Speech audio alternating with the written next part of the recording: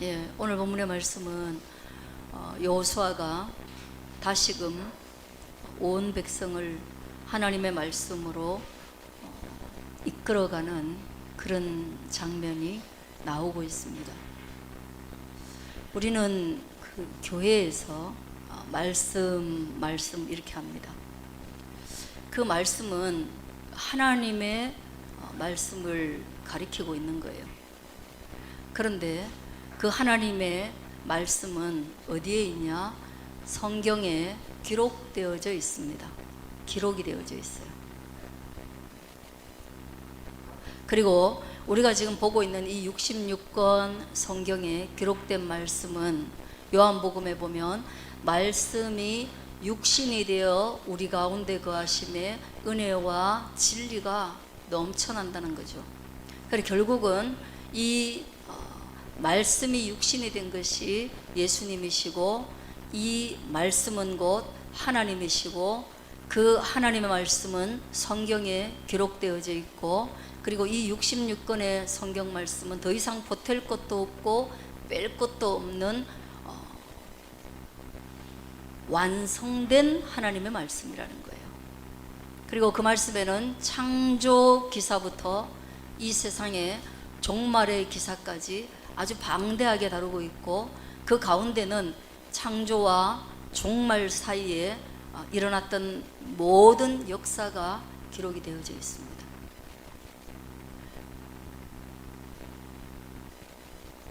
그래서 우리가 열심히 읽는 거죠. 읽다 보면 역사도 알게 되는 것이고, 사람들의 심리도 알게 되는 것이고, 전쟁도 알게 되는 것입니다.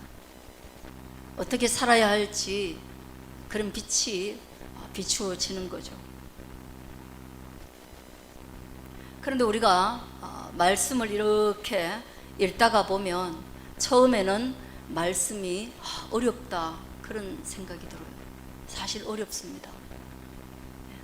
세월이 워낙 많은 것이고, 그 다음에 또 하나 어려운 이유는 그것을 함축하고 있어서 어렵고, 그 다음에 또 하나는 우리가 눈에 보이지 않는 하나님의 이야기를 담고 있기 때문에 이 성경은 어렵습니다. 그러므로 이 성경은 이해하는 데만도 굉장히 오래 걸립니다. 그래서 처음에 성경 읽는 사람은 정말 성경에서 하나님을 만나는 게 아니라 왜 이러지 이게 가능해? 그리고 막 질문이 많이 생겨요. 그리고 그 질문들이 자꾸 생기다 보면 못 믿는 거예요.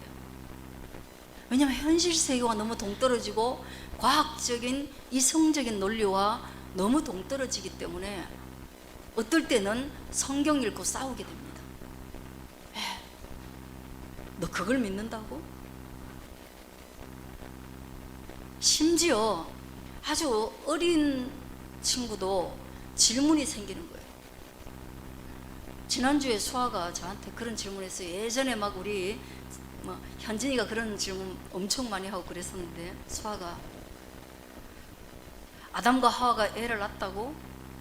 그럼 도대체 그 한 명밖에 없는데 결혼을 누구랑 했단 말이야? 뭐 이런 걸 막 질문하는 거죠. 누구랑 결혼해서 또다시 애를 낳아서 할머니가 나오고 우리가 나왔단 말이야? 헷갈려요. 다 질문하게 됩니다. 그래서 첫째로는 이해하는데 많은 시간을 보내게 되는 거예요.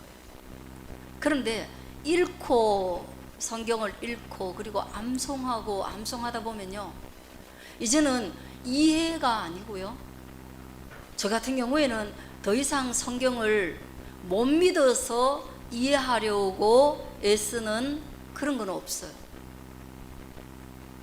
다 믿어지는데 다른 여러 성경과의 조화라든가 큰 줄기 맥락에서 이게 옳은 것인가, 이게 무엇을 의미하지, 그런 건 있죠. 그래서 여러분, 성경을 읽는 목적은 학교 공부처럼 많이 읽어가지고 내용을 많이 알고, 아브라함의 자식이 이삭이고 이삭의 자식이 야곱이고 이런 거 외우려고 성경 읽는 건 아니에요. 히브리서에 우리에게 말씀하시기를 하나님의 말씀은 아주 예리한 검과 같이 살아있고 운동력이 있어 좌우의 날선 검과 같이 우리의 심령과 골수와 관절을 찔러 쪼개는 거예요. 그 말씀의 기능이에요. 그 말씀의 능력이에요. 내가 말씀을 들여다본다는 것이 아니라 말씀이 나를 들여다보고 말씀이 나를 고쳐오는 거예요.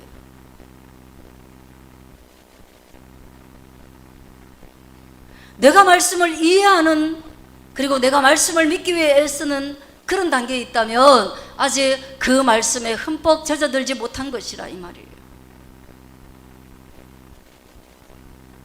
말씀은 때로는 불방망이와 같이, 때로는 목자의 지팡이와 같이, 때로는 많은 물소리와 같이, 때로는 세미한 음성으로 우리를 비추시고 우리에게 말씀하심으로 우리를 고쳐간다는 것입니다. 저는 여러분이 말씀을 읽으면서 이제는 이 교회에서 예배를 드리고 또 개인적으로 여러분이 말씀을 읽고 또 그 말씀 읽다가 꽂히는 부분이 있으면 자꾸 읽다 보면 그 말씀이 여러분을 치료하고 변화시키고 능력 있게 하는 말씀이 되기를 축원합니다. 여러분이 말씀을 암기했기 때문에 지성이 높아지고, 여러분이 말씀을 한 개 더 읽었기 때문에 야 내가 몇 장을 읽었고 이런 자랑이 아니라 말씀이 삶에 배어들게 되기를 바라는 겁니다. 말씀대로 가면 넘어지지 않습니다. 여호수아의 첫 구절부터 하나님은 여호수아에게 이렇게 말씀합니다. 너 이 말씀을 가까이 하고 주야로 묵상하고, 그리고 이 말씀에서 좌로도 우로도 치우치지 말아라. 그냥 말씀이 얘기하는 그대로 한번 따라가라. 그러면 네 머릿속에 이해되지 않고 도저히 용납되지 않는 그 말씀이 너를 살리게 될 것이다. 그래서 어디로 가든지 네가 형통한 인생을 살게 될 것이다. 그게 바로 말씀의 능력이다, 이 말을 하고 있는 것입니다. 그런데 여호수아서는 그 말을 들은 지 얼마 되지 않아서 여리고 성에서는 그 말씀대로 실천했지만 아이 성에서는 흐트러졌단 말이에요. 말씀에서 치우쳐서 한 사람이 범죄함으로 온 이스라엘이 형통한 은혜를 누리지 못하고 심판 아래 놓이게 되었단 말이에요. 그렇게 심판 아래 놓이고 나니까 어떻게 됩니까? 또다시 이스라엘 백성들이 회개하잖아요. 용서하잖아요. 그러니까 뭡니까? 하나님은 지난주에도 말씀드린 것처럼 두 번째 기회를 우리에게 주신다는 거예요. 그러니까 우리가 뭔가를 잘못하면 다시 해봐라, 그렇게 기다려주시는 하나님이신 거예요. 너 한 번 잘못했으니까 이걸로 끝이야, 이런 하나님 없습니다. 성경에 그런 하나님은 등장하지를 않습니다. 심지어 예수님을 팔아먹었던 가룟 유다에게도 하나님이 기회를 주시고 또 기회를 주시고, 그가 나를 팔 거라는 암시를 주시고, 그는 안 태어났으면 좋을 뻔했다라고 말하면서 그가 저지르려고 하는 그 범죄의 크기와 깊이가 얼마나 큰지 알려주셨어요. 그러면 돌아와야죠. 안 돌아오잖아요. 그래서 그가 목매서 자살하게 된 거 아니에요. 여러분, 이번에 명절이 되면, 명절이나 이런 걸 맞이하면 항상 우리의 마음은 그런 겁니다. 지금까지 잘못했던 것들은 싹 정리하는 것입니다. 이런 명절이라는 큰 기회 앞에서 선물로 가지고 와서 인사하고 다시금 교류하고 교통하는 것을 통하여서 감사도 정리하고 불평도 정리하고, 그렇게 해가 정리를 하는 것입니다. 그래서 감사의 마음으로 또는 불평의 마음으로 있었던 것들을 정리하고 새로운 기회를 다시 얻는 거예요. 하나님이 그러하셨듯이 저와 여러분이 또 어떤 관계에서 한 번 잘못했다고 등 돌려가지고 끝! 이렇게 하지 않고 다시 한번 서로 기회를 가지고 포용할 수 있는 저와 여러분 되어지기를 주의 이름으로 축원합니다. 그렇게 회개를 통해서 하나님이 다시금 아이성 전투에서 이기게 하셨어요. 그리고 하나님의 그 전략은 성공하였어요. 그래서 오늘 성경에 보면 여호수아가 25절에 보면 그날에 엎드러진 아이 사람들은 남녀가 모두 12,000명이라. 실패할 때 이스라엘 백성이 죽은 거는 몇 안 돼요. 한 30명 돼요. 그래도 이스라엘 백성들이요 난리가 났었어요. 두렵고 떨리고 덜덜덜 떨면서 이제 더 이상 못하겠다 그랬어요. 사실 전쟁에서 그 정도는 괜찮은 건데도 이스라엘은 뭐예요? 오합지졸이고 그 여리고성 전쟁에서의 하나님의 승리를 경험한 사람들이기 때문에 그들의 두려움은 몇 명 죽었느냐가 문제가 아니라 하나님이 우리와 동행하지 않는다, 여기에 그들의 두려움이 있었어요. 근데 이 사람들 몇 명 죽었습니까? 오늘 성경에 보니까 12,000명이 엎드러졌대요. 아이들까지 해서 12,000명이 그 성에서 죽었으면 진짜 몰살당한 겁니다. 그 시체를 어떻게 치울까요? 피비린내 나는 전쟁, 피로 물들인 강산, 이렇게 되는 겁니다.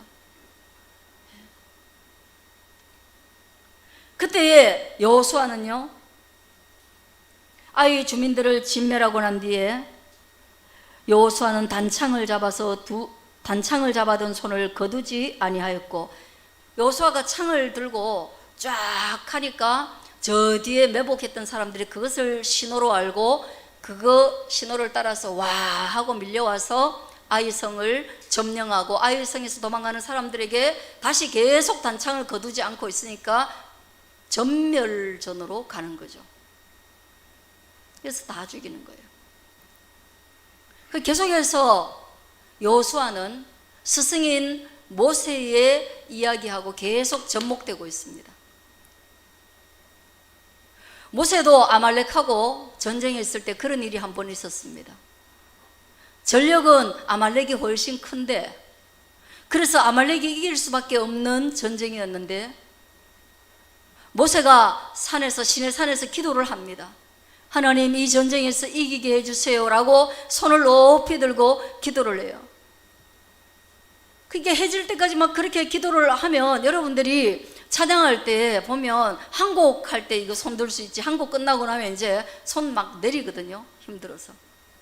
그 다음에 또 한 곡 나오면 또 가끔씩 또 이제 은혜 받으면 또 손 들었다가, 아무리 은혜 받아도요 이 손이 아픈 건 어쩔 수 없어요. 여러분, 은혜 받는다고 손이 안 아픈 건 아니에요. 아파요. 1시간, 2시간 이거 못 들고 있어요. 그런데 그 모세가 몇 시간 들고 있으니까 이 손이 자꾸 내려가는 거예요. 아파갖고. 그래가지고 이 손이 내려가면 아말렉하고 전쟁에서 지는 거예요. 그래, 아이고, 이 손이 내려가니까 전쟁이 지니까 그 다시 올렸어요. 그러니까 또 이기는 거예요. 막 전세가 바뀌는 거예요. 그래서 이 손을 밑에 돌을 괴어놓고 아론과 훌이 옆에서 붙잡아줘요. 이 손을, 양손을. 그리고 모세의 손이 내려가지 않도록 그렇게 간절히 손을 뻗어서 내려가지 않도록 아론과 훌이 뒷받침할 때, 그럴 때에 아말렉하고 전쟁에서 승리한 장면이 나와요. 여러분, 그거는 전쟁에서 볼 수 없는 얘기잖아요. 어떻게 손이 내려오면 지고 손이 올라가면 이깁니까? 그런 전략이 어디 있어요? 그런 전략은 없어요. 그런데 그 동일한 내용을 여기 기록하고 있어요. 단창을 계속 잡고 있는 것을 통하여서 전쟁의 승기를 끊임없이 지속적으로 잡고 있는 상황을 말하고 있습니다. 그러니까 거장 모세이건 또는 그의 대를 이은 여호수아이건 전쟁의 승패는 하나님께 달려있다라는 것을 말하고 있는 것입니다. 이것을 믿으시기를 축원합니다. 여러분, 누군가 많이 배우고 누군가 이 사회적으로 위대한 스승이기 때문에 그가 하는 일은 다 잘 된다, 그렇지 않습니다. 여러분, 모세도 불순종하면요 가나안 땅에 못 들어가게 되는 겁니다. 베드로 같은 거장도요 예수님을 다 굴기 전에 3번이나 부인하는 것을 통하여서 일평생 그것을 가슴에 못으로 안고 살았습니다.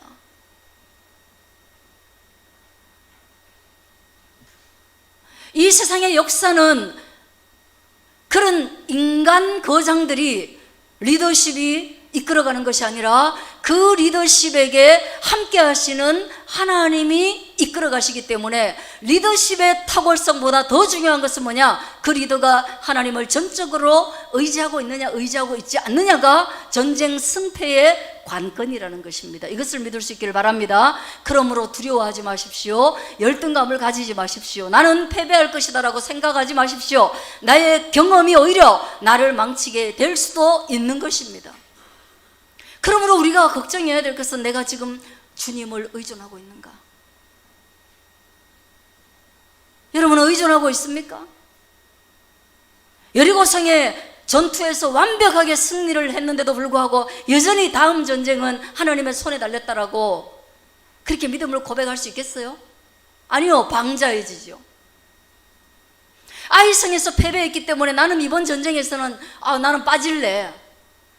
나 이번에 타격 커. 나 트라우마 있어. 나 빠질래. 나 하나님을 좀 대체적으로 믿지만 세밀하게 내가 하나님을 믿는다는 것은 좀 어려울 것 같아. 디테일하게 내가 하나님을 못 믿겠어. 그래서 아이성 전투에서는 나 좀 빠지고 싶어. 그럴 거예요? 아닙니다.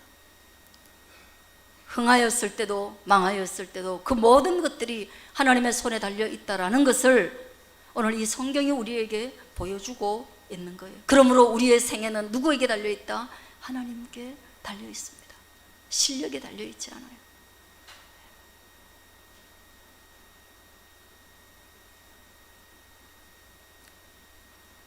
근데 여호수아서의 마지막 장식은 뭡니까? 이 전쟁에 이기고 난 뒤에 이제 모든 전리품을 자기들이 취했습니다. 전리품 하나 숨겼다가 쫄딱 망했는 바로 앞장에 비하면 이 전리품을 다 취하는 거예요.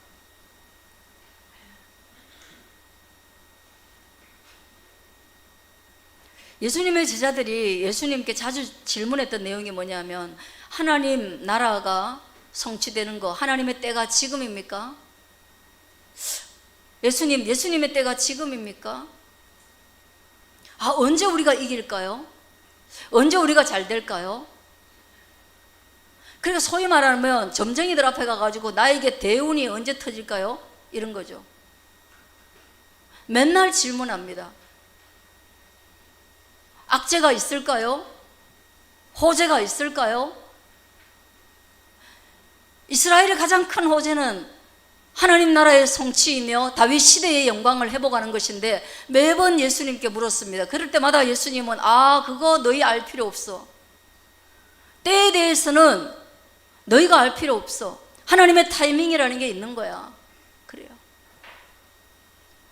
그리고 끝내는 예수님께서 십자가에 지실 때 아버지의 때가 이르렀다라고 말했어요. 그럼 뭐냐? 우리 인생에 하나님의 적절한 때, 하나님의 의도 이런 것들이 우리 인생에 짙게 깔려 있습니다. 그러므로 우리는 뭐 하는 겁니까? 동일한 전리품이지만 취하면 안 되는 때와 취해도 되는 때가 있는 거예요. 동일한 전리품을 취하였지만 하나는 죽음을 맞이하는 것과 하나는 그것을 가지고 즐거움으로 승리의 개가를 부르는 그럴 때가 있는 거예요. 다른 때가 적용되고 있지만 그러나 중요한 것은 그것이 하나님에게서 나올 때 그 때가 우리와 일치하는 거예요. 하나님의 때를 맞춰서 우리가 갔을 때 그 하나님의 영광을 우리도 같이 누릴 수 있다. 그걸 좀 생각할 수 있으면 좋겠어요. 그래서 늘 성경은 조급한 거를 그렇게 응원하지 않아요. 조급한 거를 너무 조급하지 마시길 바래요. 아셨죠? 조급하지 마세요. 하나님의 때가 어떤 사람에게는 20대에 있고 어떤 사람에게는 30대에 있고 어떤 사람에게는 40대에 있어요. 전혀 안달복달 전전긍긍하지 않아도 됩니다. 그러나 그 어떤 것도 이때를 위한 거예요. 한번 따라하겠습니다. 여호와를 위하여 에발산에 제단을 쌓았으니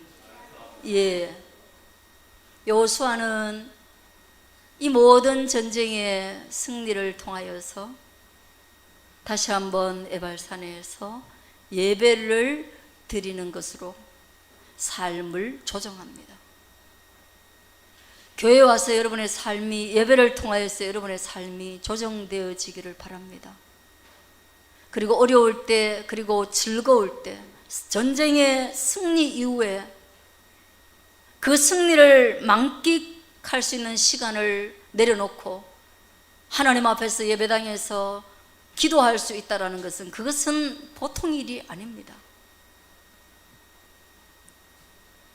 예수님이 오병이어의 기적을 베풀고 난 뒤에 많은 사람이 예수님을 왕으로 추대하려고 애썼을 때 예수님은 강을 건너가서 한적한 곳에서 하나님께 기도했습니다. 그러므로 그가 승리에 도취되어 교만하지 아니하고, 승리에 도취되어 하나님의 영광을 빼앗아가지 아니하고, 승리에 도취되어 자기가 이루었다고 그 업적을 자랑하지 않았던 거지요.